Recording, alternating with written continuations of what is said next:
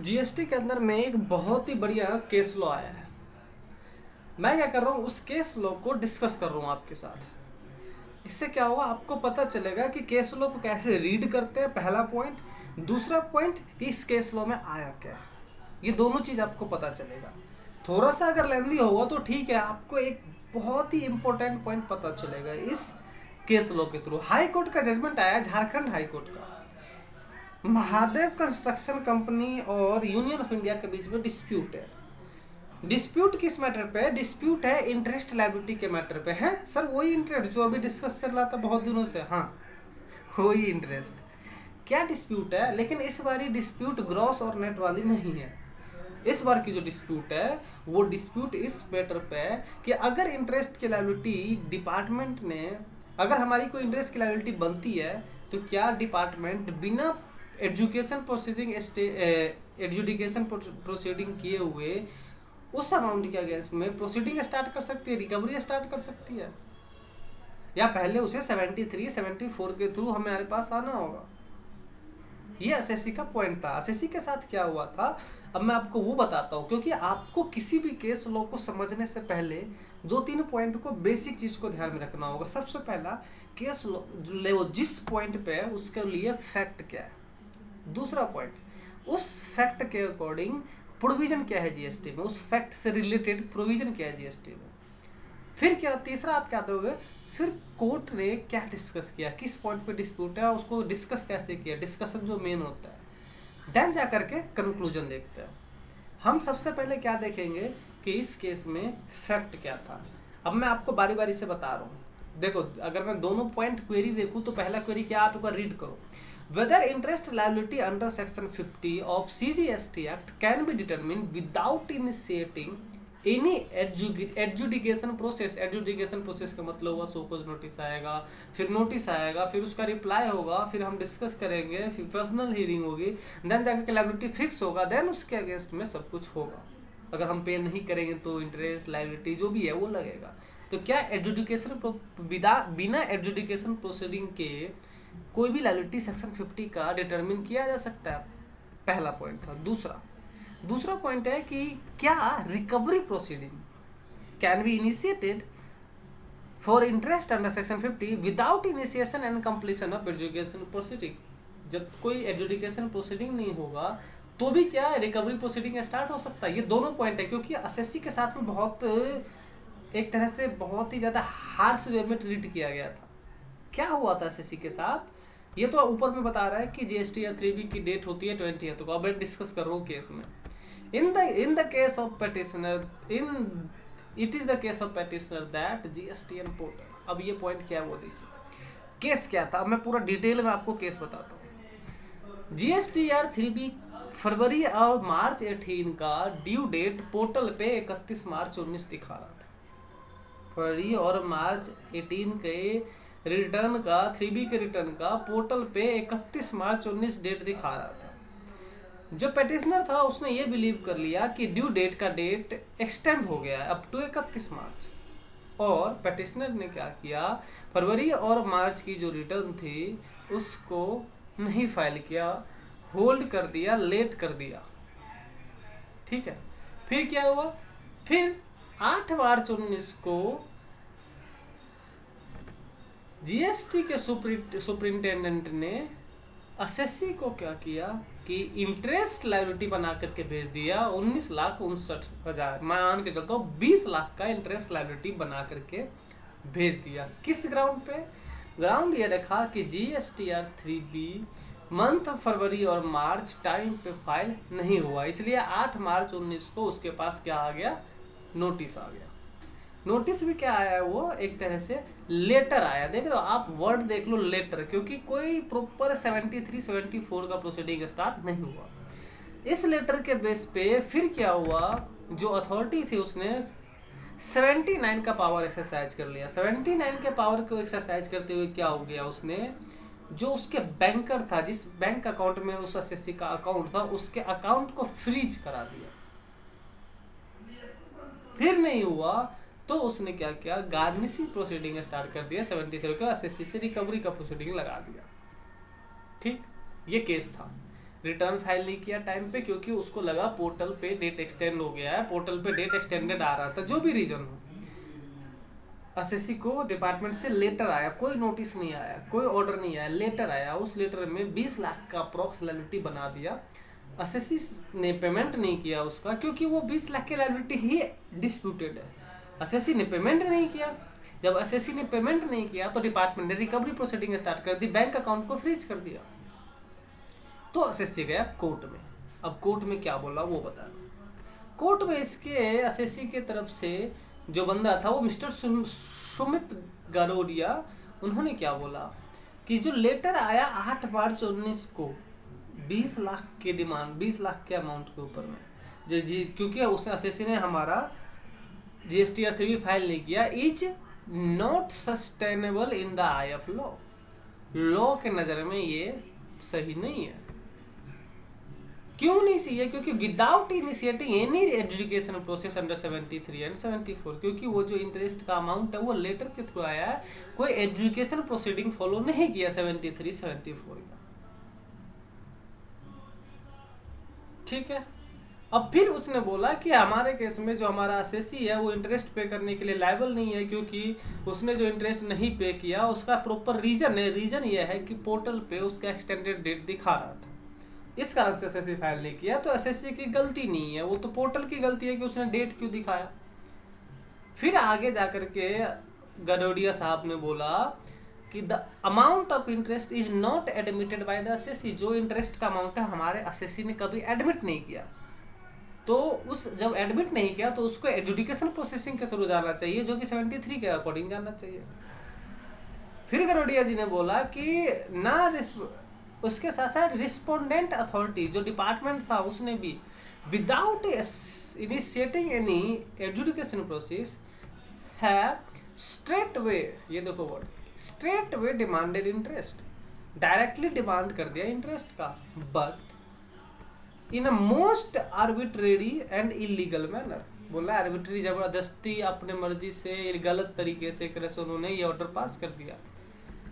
Bye adopting extra legal step, इतना पर भी नहीं माना, उसने क्या करते गार्निशिंग प्रोसीडिंग अंडर 79 इशू कर दिया। गार्निशिंग प्रोसीडिंग में उसके बैंक अकाउंट को फ्रीज कर दिया।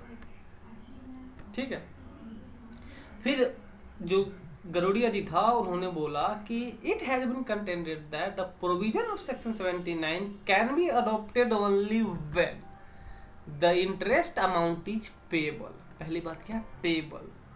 अब हमारे केस में इंटरेस्ट की लायबिलिटी थी, लेकिन हमने एक्सेप्ट नहीं किया। जब तक हमने उसे एक्सेप्ट नहीं किया तब तक हम उसको पेबल नहीं बोल सकते। यही बात गरोडिया जी ने बोला था। क्या बोला उन्होंने कि any amount payable by a person to the government and this act and rule is not paid. जब कोई अमाउंट पेबल है और उसको नहीं पे करेंगे जब 79 अप्लाई होगा। It has been submitted that, फिर क्या बोला उन्होंने, the word any amount payable can be interpreted in the context in which it has been used and the amount payable unless admitted. जब तक एसएससी ने हमारा एडमिट नहीं किया, can only be determined by initiating adjudication proceeding. जब तक proceeding नहीं होगा जब तक इस चीज को हम पेबल नहीं बोलेंगे, क्योंकि हमारे तरफ से ये पॉइंट अभी डिस्प्यूटेड है। हमने इस चीज को एक्सेप्ट नहीं किया, एडमिट नहीं किया। और वो एडजुडिकेशन कैसे होगा, या तो 73 में होगा या 74 में होगा। अच्छा ठीक है, फिर क्या हुआ? फिर बोला गरोडिया जी ने, जो एसएससी की तरफ से बोला था कि petitioner has not admitted his liability in interest, the said interest liability to be classified as amount केवल अंडर एक्ट और the necessary require adjudication process. हमने एक्सेप्ट नहीं किया, इसलिए एडजुडिकेशन प्रोसेस के थ्रू जाएगा, फिर वो एक्सेप्ट होगा। और अगर हम और विदा उसके कोई गार्निशिंग प्रोसीडिंग अगर स्टार्ट कर दिया जाएगा तो वो भी कानून के नजरों में सही नहीं है। ये पॉइंट बोला से। तो मैं गरोडिया जी ने 2 पॉइंट बोला। पहला कि जो लेटर के थ्रू आया है इंटरेस्ट की लायबिलिटी, उससे हम सेटिस्फाई नहीं है, हम उसको एडमिट नहीं करते। जब हम एडमिट नहीं करते तो डिपार्टमेंट को क्या करना चाहिए, डिपार्टमेंट को करना चाहिए एडजुडिकेशन प्रोसेसिंग, उस लायबिलिटी के ऊपर डिस्कस करके लायबिलिटी फाइनल करना चाहिए। पहला पॉइंट तो ये चीज गलत है कि उन्होंने अमाउंट का सीधा डिमांड निकाल दिया बिना हमसे एडमिट करवाए। क्योंकि हमारे पास प्रॉपर लॉजिक है कि हमने क्यों नहीं पे किया, हमारे पास प्रॉपर रीजन है। फिर दूसरा पॉइंट बोला कि अगर कोई अमाउंट पेबल होता है जब ही जाकर के उसके अगेंस्ट में 79 अप्लाई होगा, उसके अगेंस्ट में गार्निशिंग प्रोसीडिंग स्टार्ट होगा, तभी बैंक अकाउंट फ्रीज होगा, तभी रिकवरी स्टार्ट होगी। क्योंकि हमने अमाउंट एडमिट ही नहीं की तो फिर वो अमाउंट पेबल नहीं बना, और जब अमाउंट पेबल नहीं बना तो 79 अप्लाई नहीं होगा। ये पॉइंट हो गया किसका? एसएससी के तरफ से गरोडिया जी का। अब डिपार्टमेंट का व्यू देखते हैं, डिपार्टमेंट क्या बोलता है। जो डिपार्टमेंट के तरफ से बंदा था, अब उसने क्या जवाब दिया, देखिए मजा आएगा आपको। पहले एक पॉइंट आपने एक पक्ष सुन लिया, अब दूसरा पक्ष सुनते हैं कि उसने क्या बोला। उस बंदे ने सबसे पहले क्या बोला, the present dispute pertain to recovery of interest not on ground of delay in filing of return but on ground of delay of payment of tax beyond the stipulated date under section 39 read b 39(7)। Department ने सबसे पहला view रखा, जो department की तरफ से बंदा था रत्नेश कुमार। उसने क्या बोला, उसने बोला कि सर ये जो डिस्प्यूट है वो रिकवरी ऑफ इंटरेस्ट की नहीं है, on recovery of interest on ground of delay filing of 3B return नहीं है, ये डिले पेमेंट ऑफ टैक्स का। पॉइंट पे देखिए किस पॉइंट पे जोर दे रहा है, वो ये नहीं बोल रहा कि recovery of interest is not on beyond of delay filing of 3B return. बोला कि delay filing of 3B return के ऊपर में नहीं है, ये है कि delay payment of tax beyond the time. मतलब इसका मतलब ये हुआ कि the liability to pay interest is the same on, because अभी बोल रहा है कि चूंकि it is the case of revenue that once there is a delay in payment of tax, the liability to pay interest on the same becomes automatic। Department आ गया कि sir ये ऑटोमेटिक बन गई liability, for which no separate proceeding is required to be initiated। बोला कि भाई ये तो टैक्स की पेमेंट का डिले है, जब टैक्स की आपने टैक्स को एडमिट कर लिया, आगे डिस्कस करेगा, बोलेगा कि जब एसएससी ने टैक्स एडमिट कर लिया तो उसके अगेंस्ट में डिले हुआ तो इंटरेस्ट लगा, इसके लिए ऑटोमेटिक कैलकुलेशन होगा इंटरेस्ट का, कोई अलग से प्रोसीडिंग की जरूरत नहीं है। ये किसने बोला? डिपार्टमेंट ने। और क्या बोला, It has been contended that payment of interest is envisaged under section 50। Section 50 के अकॉर्डिंग इसका इंटरेस्ट कैलकुलेट हुआ, जो कि ऑटोमेटिक है। बार बार वर्ड किस पे फोकस किया जा रहा है, जो कि ऑटोमेटिक है, and to be paid by the defaulter at his own without initiating any recovery proceeding. ये कौन बोल रहा है? ये बोल रहा है डिपार्टमेंट की तरफ से बंदा। हमने पहले इसका पॉइंट देखा एसएससी का, अब डिपार्टमेंट का पॉइंट आ रहा है। फिर क्या बोल रहा है, सेक्शन 73 और 74 में ये लिखा हुआ है क्या कि section are not applicable in the instant case. क्यों? क्योंकि it relate only to demand and recovery of tax not paid और शॉर्ट पेड इधर ऑन अकाउंट ऑफ फ्रॉड और विलफुल मिस स्टेटमेंट और सपरेशन ऑफ फैक्ट्स अदरवाइज। फिर department की तरफ से जो बंदा था उसने बोला कि सर 73 और 74 जब अप्लाई होगा जब टैक्स का amount demand recovery of tax के लिए है, जब टैक्स पेड नहीं होगा, शॉर्ट पेड होगा या फिर अंडर पेड होगा, टैक्स का गलत तरीके से रिफंड लिया होगा, टैक्स के अमाउंट को फ्रॉड होगा, जब अप्लाई होगा। इंटरेस्ट है हमारे केस में क्या है कि टैक्स से दिक्कत नहीं है, हमें उस टैक्स के ऊपर इंटरेस्ट लेना है, तो इसलिए ये 73 74 में नहीं जाएगा। कौन बोल रहा? डिपार्टमेंट। अच्छा, फिर उसके बाद आके और क्या बोला उसने कि जो 30, अब बात क्या है कि पॉइंट ये था कि 31 मार्च 19 का डेट दिख रहा था पोर्टल पे, तो अब उस पॉइंट को टच किया उसके बंदे ने। उसने क्या बोला कि it has been further contended by the respondent that due date as reflected in GST portal 31 March 19 for furnishing of 3B monthly return for the month of फरवरी और March 18 was reflecting owing to the fact that central government ने एक notification issue किया था 76/2018 जिसमें waive किया था levy of late fee for furnishing of return for the month of July to September 18 if the said return were furnished between the period of 22 December 18 to 31 March 19 and the said notification can not be interpreted to mean that last date of filing of 3B। फिर SSC ने वो court ने बोला, court की तरफ से में department की तरफ से जो बंदा था उसने बोला कि सर जो बात ड्यू डेट की जा रही है वो ड्यू डेट लेट फी के वेवर के रिगार्डिंग में था। किस चीज के रिगार्डिंग में था? Late fee of waiver. जो जुलाई 17 से सितंबर 18 तक का जो पर्सन रिटर्न अगर 31 मार्च तक फाइल कर देता है 19 तक तो उसको लेट फी नहीं लगेगा, इस चीज का वेवर था। तो इसको हम ये नहीं बोल सकते कि हमारा रिटर्न का डेट फर्क है और इंटरेस्ट नहीं लगेगा, ठीक है। ये दोनों पॉइंट रख दिया किसने, डिपार्टमेंट के बंदा ने। फिर बोला, डिपार्टमेंट का बंदा ही बोल रहा है कि अब देखो 2 पॉइंट उसने बोल दिया, पहले बोल दिया कि 3B हम रिकवरी प्रोसीजर हमने 73 74 क्यों नहीं अप्लाई किया, तो उसने बोला 73 74 जो है वो किस चीज़ के लिए, वो है सिर्फ टैक्स अमाउंट के लिए। फिर उसने बोला कि इंटरेस्ट की लायबिलिटी के ऊपर में डिस्प्यूट क्यों नहीं है, क्योंकि जो असेसी ने बोला 31 मार्च 19 का डेट रिपोर्टर पे दिख रहा था वो गलत देखा असेसी ने, वो तो सिर्फ और सिर्फ लेट फी का वेवर था, तो इंटरेस्ट से उसका कोई लेना देना ही नहीं था। फिर एक पॉइंट बच गया डिपार्टमेंट की तरफ से प्रूव करना कि गार्निशी प्रोसीडिंग क्यों स्टार्ट किया, तो उसके लिए डिपार्टमेंट की तरफ से जो बंदा था उसने क्या बोला, contented that since the liability for payment of interest is automatic on delay payment of tax. अब क्योंकि असेसी की तरफ से जो बंदा था उसने क्या बोला था कि सर गार्निशी प्रोसीडिंग स्टार्ट करने के लिए पहले अमाउंट का पेबल होना जरूरी है, अमाउंट का पेबल होने के लिए असेसी के द्वारा एडमिट होना जरूरी है। अब उसका जवाब क्या दे रहा है, उसका जवाब दे रहा है कोर्ट में बंदा क्या, contended that since the liability for payment of interest is automatic, क्योंकि ये शुरू से ही बोला automatic automatic on delay payment of tax the amount of interest is an amount payable under this act और the rule since the assessee despite no suit being issued to act has failed to discharge the said liability, it was well within the competence of the respondent authority to initiate garnishing proceeding under 79। बोला कि sir हमारे according section 50 की जो liability है वो automatic है, tax का payment में डिले हुआ है तो ऑटोमेटिक उस पर इंटरेस्ट कैलकुलेट होगा, जब वो इंटरेस्ट पे नहीं होगा तो अमाउंट पेबल बन जाएगा, अमाउंट पेबल अगर पे नहीं हुआ तो गार्निशिंग प्रोसीडिंग स्टार्ट होगा। तो हमारे हिसाब से तो पूरा लॉ में है, दोनों पक्ष ने अपना अपना व्यू रख दिया, ठीक है। अच्छा अब क्या हुआ, अब आकर के डिस्कशन होना स्टार्ट हुआ। सबसे पहला बात आया 39 का। अभी देखो ये सारे प्रोविजन रेफर किया जाए। 39 में बोल दिया कि रिटर्न फाइल करना कंपलसरी है अगले 20 तारीख तक। 39 के 7 में बोल दिया कि अगर कोई बंदा करने class of person due date for last date on which required for subject to such, अब उसमें फिर बोल दिया कि every registered person is required to furnish return under 1, 2 और 3 और 5 shall pay government tax due as per tax not later the last date which required to furnish. बोल दिया कि लास्ट डेट जो है उस डेट तक पे होना चाहिए।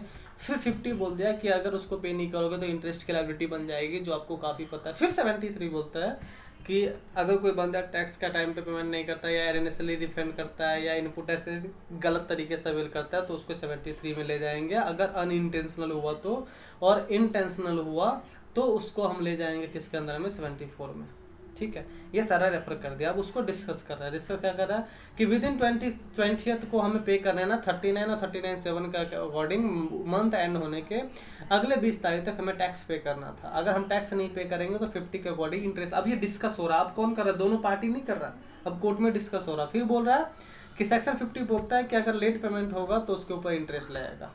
However the important issue for consideration in the instant writ application is the interpretation of the provision of section 73। 73 को रीड करना सबसे मेन है, क्योंकि 73 बताएगा कि एडजुडिकेशन स्टार्ट होना था या नहीं होना था। तो उसके लिए हम क्या बोलते हैं, a bare reading of 73 of the act reveal that where it appear to the proper officer that any tax has not been paid or short paid, यहाँ से स्टार्ट होता है। the proper officer shall serve notice on the person, जो person है उसके ऊपर notice होगा, which has not been so paid or which has been short paid, requiring him to showcase why the amount should not amount specified in the interest payable under 50 AAA penalty इतना। Thus a bare reading of section 73 reveal that if the tax has not been paid or has been short paid, a notice is required to be served by the proper officer। बोल रहा है कि अगर कोई tax पे नहीं होगा तो नोटिस इशू होना चाहिए। 73 बोलता है not only requiring him showcase why tax is not paid along with interest and penalty, सिर्फ और सिर्फ टैक्स ही नहीं उसे इंटरेस्ट और पेनल्टी भी रिकवर किया जाएगा। किसके अकॉर्डिंग, 70 सेक्शन 50 के अकॉर्डिंग। अब क्वेश्चन क्या था, question would be therefore arise that if an assessee who has already paid tax, जब असेसी ने टैक्स पे कर दिया but has paid the same after some delay, और उसको कुछ दिनों के बाद किया, डिले किया, लेट करके किया, तो क्या टैक्स नॉट पेड और शॉर्ट पेड में उसको कवर किया जाएगा? ये पॉइंट है कोर्ट ने बोला।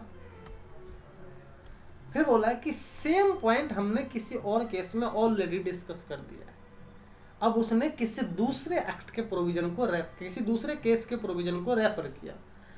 उस प्रोविजन को रेफर करते हुए उसने क्या बोला कि प्लेन रीडिंग ऑफ द, उस प्रोविजन को रेफर करके मतलब क्या हुआ कि इसने गोदावरी कमोडिटी लिमिटेड वाले केस को रेफर किया और उसमें बोला कि उसमें भी लगभग इसी पॉइंट पे डिस्कशन हुआ था। और उसका ऑर्डर क्या था वो बोला, उसने बोला उसके ऑर्डर में ये लिखा हुआ था, a plain reading of provision so that this provision shall be fully applicable in case where the tax has not paid और any reason other than fraud in the present case though it is, ये उस पर ये हमारे case का decision नहीं है, ये जो गोदावरी वाला केस है उसके बारे में बोल रहा था। उसके केस में क्या हुआ था, इन द प्रेजेंट केस यानी गोदावरी वाले केस में, though it has submitted by the Land Council the CGST for CGST that since the tax was paid, fact remains that since the tax was not paid by the petitioner company within due date, tax पे हुआ था लेकिन with in due date नहीं हुआ, and accordingly it is a case of tax not being paid with in period of describe, तो case हो गया with in due date में पे नहीं हुआ। In the view of the matter, we are unable to accept the contention of the council for CGST that no so caused notice required. बोला कि हम इस केस को नहीं, हम इस पॉइंट पे नहीं मानेंगे डिपार्टमेंट का व्यू, जस्ट सो कुछ नोटिस रिक्वायर नहीं है। क्यों नहीं मानेंगे, तो बोला even otherwise if panel action is taken against the petitioner, फिर बोला कि अगर कोई पैनल एक्शन भी लिया गया हो पिटिशनर के अगेंस्ट यानी एसएससी के against, irrespective of that whether there is a provision of the act or not, the minimum requirement is that the principle of natural justice must be followed. जो natural justice है उसको follow, अगर law में provision नहीं भी है तो भी एक नेचुरल जस्टिस को फॉलो करना चाहिए।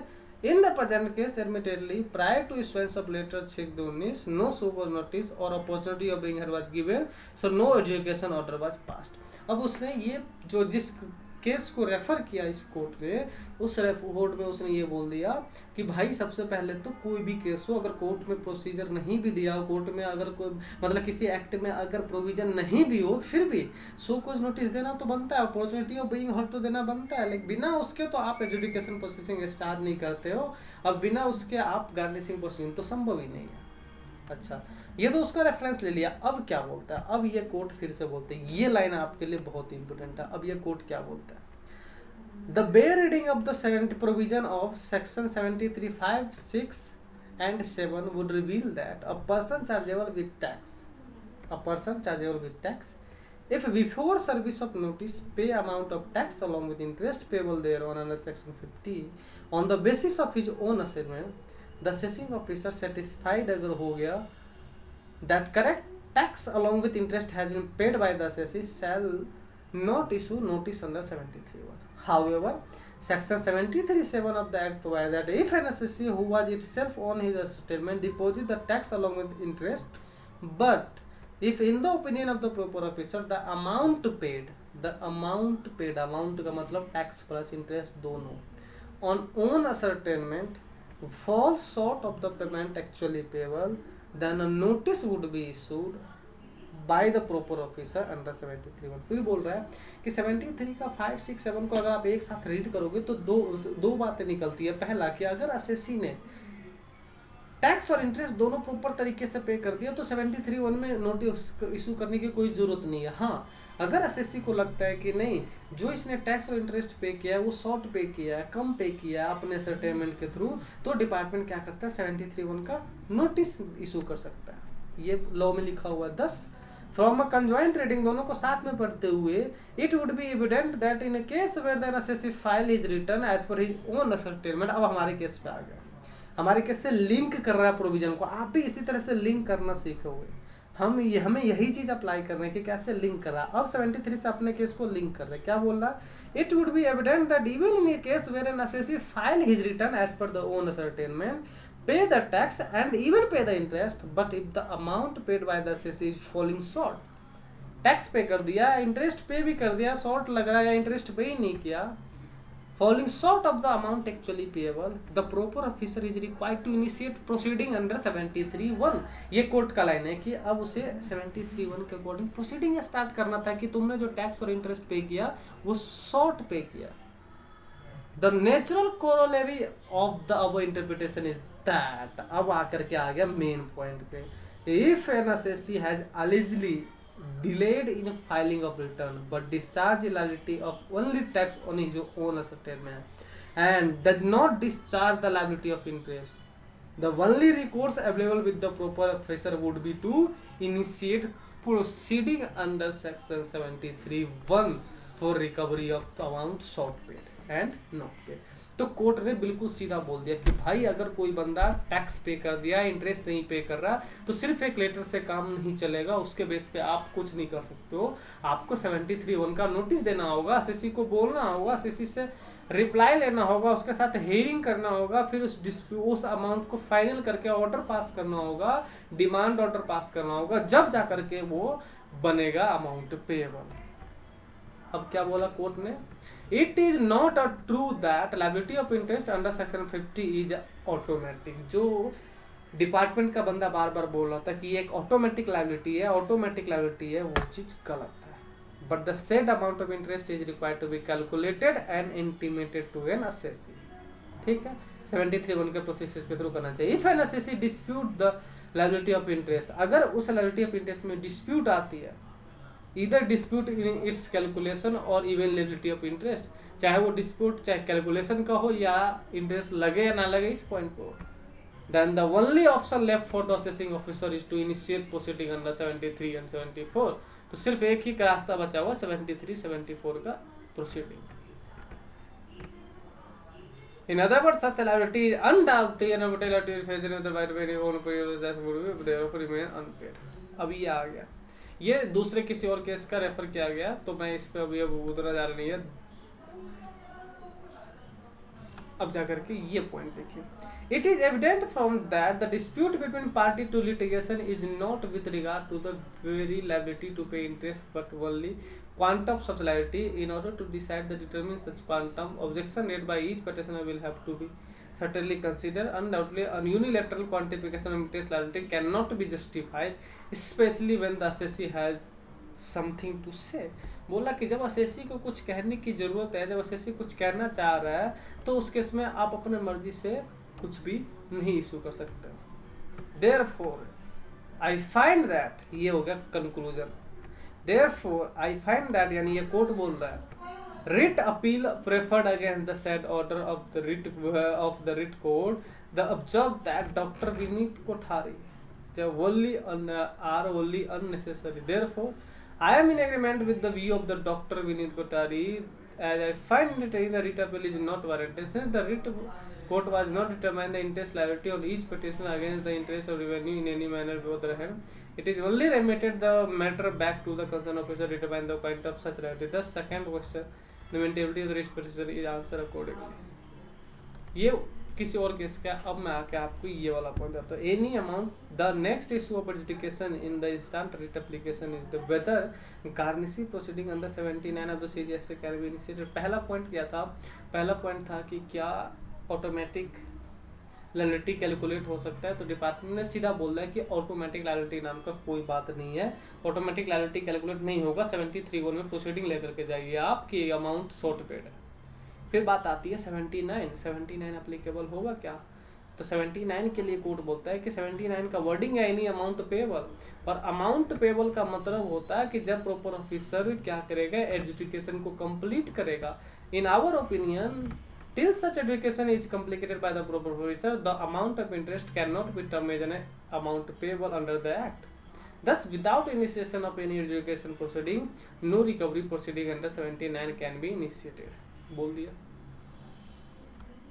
और अब उसके बाद जाकर के लास्ट में जो उसकी रिक्वायरमेंट वाला चीज़ है उस चीज़ के लिए बोल दिया कि जो हम उसको क्या कर देते हैं, hereby quashed and set aside. जो 19,59,000 वाला था उसको उसने क्वेस्ट कर दिया, बोला कि आप प्रॉपर प्रोसीडिंग स्टार्ट करो, उसके बाद जाके गार्निशी प्रोसीडिंग स्टार्ट करना, जो भी करना होगा वो करना। अच्छा, तो हमने ये पूरा केस लॉ देख लिया। इस पूरे केस लॉ में हमने क्या देखा, मैं आपको बता रहा हूँ। हमने इस पूरे केस लॉ में ये देखा, दो क्वेश्चन था, क्या interest liability under section 50 can be determined without initiating adjudication proceeding, सिर्फ एक लेटर के थ्रू हो जाएगा फाइनल क्या, तो आंसर होगा कि नहीं, सिर्फ एक लेटर के थ्रू फाइनल नहीं होगा, उसके लिए प्रॉपर प्रोसीडिंग स्टार्ट करना होगा 73 में। दूसरा, whether the recovery proceeding under 79 can be initiated without adjudication process, तो इसके लिए भी कोर्ट ने बोल दिया कि जब तक लायबिलिटी डिस्प्यूटेड है, जब तक वो लायबिलिटी एडमिट नहीं करता एसएससी, वो एडमिट कैसे होगा, वो एडमिट होगा किसके थ्रू, 73 के थ्रू, तब तक उस लायबिलिटी के ऊपर इंटरेस्ट वो गार्निशिंग प्रोसीडिंग स्टार्ट नहीं हो सकता है। ये दो पॉइंट को बोल के कोर्ट ने सीधा एसएससी के फेवर में जजमेंट दिया। अब आपको क्या ध्यान रखना, आपको क्या मिला इसमें, आपको दो चीज़ मिला। पहला कि जैसे आप किसी मूवी में देखते हो दोनों पार्टी का डिस्प्यूट हुआ, दोनों पार्टी का बहस हो रहा, वही चीज़ इस केस में हुआ कि दोनों पार्टी ने अपना अपना व्यू रखा। डिपार्टमेंट की तरफ से बंदर ने अपना व्यू रखा, एसएससी की तरफ से अपने बंदर ने व्यू रखा। फिर कोर्ट ने उस चीज़ को डिस्कस किया, डिस्कस करने के बाद एक रास्ता निकाला, रास्ता निकाल के उसने ये बोला कि ये दोनों चीज़ गलत है डिपार्टमेंट ने जो किया है, और एसएससी के फेवर में आया। इसलिए आप इस केस लॉ को जरूर जरूर ध्यान रखिएगा। अगर अच्छा लगे तो आप चैनल को जरूर सब्सक्राइब कीजिएगा, क्योंकि मैं ऐसे ही अगर कोई इम्पोर्टेंट जजमेंट, रूलिंग, अपडेट्स, कोई भी अगर इम्पोर्टेंट मैटर आएगा तो मैं आपके साथ जरूर डिस्कस करूँगा। अच्छा लगा तो चैनल सब्सक्राइब कर लीजिएगा, बेल आइकन को भी प्रेस कर लीजिएगा, ताकि मैं कोई भी वीडियो अपडेट करूँ तो आपके पास नोटिफिकेशन आ जाए। Thank you.